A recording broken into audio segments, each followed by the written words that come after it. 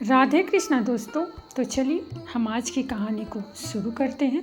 हमारी आज की कहानी श्री कृष्ण को लड्डू गोपाल क्यों कहा जाता है। भगवान श्री कृष्ण के परम भक्त कुंभन दास जी ब्रज में रहते थे। उनके पास श्री कृष्ण की बांसुरी बजाते हुए एक विग्रह थी। वह श्री कृष्ण की भक्ति में लीन रहते और श्री कृष्ण की भक्ति में कोई व्यवधान ना आ जाए, इसीलिए शहर से बाहर नहीं जाते थे। उन्हें एक बार वृंदावन से भगवत कथा का निमंत्रण आया।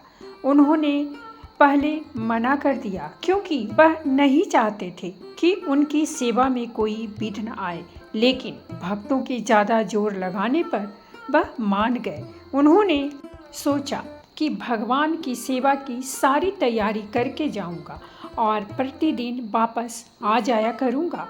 इस प्रकार उनकी सेवा का नियम भी बना रहेगा। उनके पुत्र का नाम रघुनंदन था। कुंभन दास जी ने पुत्र को समझा दिया कि भोग मैंने तैयार कर दिया है, तुम समय पर ठाकुर जी को भोग लगा दिया करना। रघुनंदन ने थाली में भोग ठाकुर जी के सम्मुख रख दिया और ठाकुर जी को भोग लगाने के लिए कहा। उनके बाल मन में था कि ठाकुर जी स्वयं आकर वैसे ही भोग ग्रहण करेंगे जैसे हम भोजन करते हैं, लेकिन जब उन्होंने भोग वैसे का वैसा पड़ा देखा तो उदास हो गए। रघुनंदन ने पूरी श्रद्धा से पुकारा कि ठाकुर जी भोग ग्रहण करो। रघुनंदन की सच्ची भक्ति से प्रसन्न होकर ठाकुर जी ने बालक का रूप धारण कर भोग ग्रहण किया। रघुनंदन ने ये देख बहुत खुश हुए। कुंभन दास जी ने वापस आकर पूछा कि भगवान को भोग लगा दिया था। रघुनंदन कहने लगे, हाँ लगा दिया था। कुंभन दास जी ने जब प्रसाद मांगा तो पुत्र कहने लगे कि ठाकुर जी ने सारा भोजन ग्रहण कर लिया। कुंभन दास ने सोचा कि पुत्र को भूख लगी होगी, इसीलिए उसने सारा भोग खा लिया होगा। अब यह हर रोज का नियम बन गया। कुंभन दास जी भोग की थाली बनाते और पुत्र से कहते कि भोग लगा देना।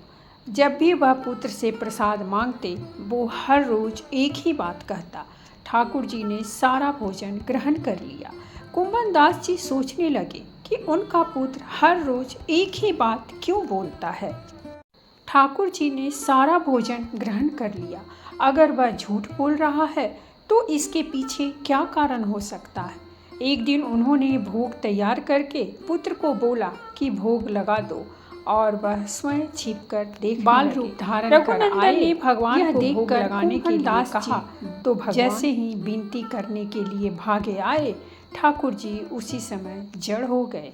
जिस समय ठाकुर जी जड़ हुए उस समय उनके एक हाथ में लड्डू और दूसरे हाथ का लड्डू मुख में जाने को था। तब से ही ठाकुर जी के इस स्वरूप की पूजा की जाती है। लड्डू गोपाल की सेवा वैसे ही की जाती है जैसे माँ बच्चे की सुबह से लेकर रात तक करती है। माना जाता है कि लड्डू गोपाल की पूजा करने से परेशानियों से छुटकारा मिलता है। तो दोस्तों ये थी हमारी आज की कहानी, और अगर कहानी पसंद आई हो तो प्लीज़ हमारे चैनल को सब्सक्राइब करें, वीडियो को लाइक और शेयर ज़रूर करें। कहानी सुनने के लिए बहुत बहुत धन्यवाद। मिलते हैं हम एक नई कहानी के साथ।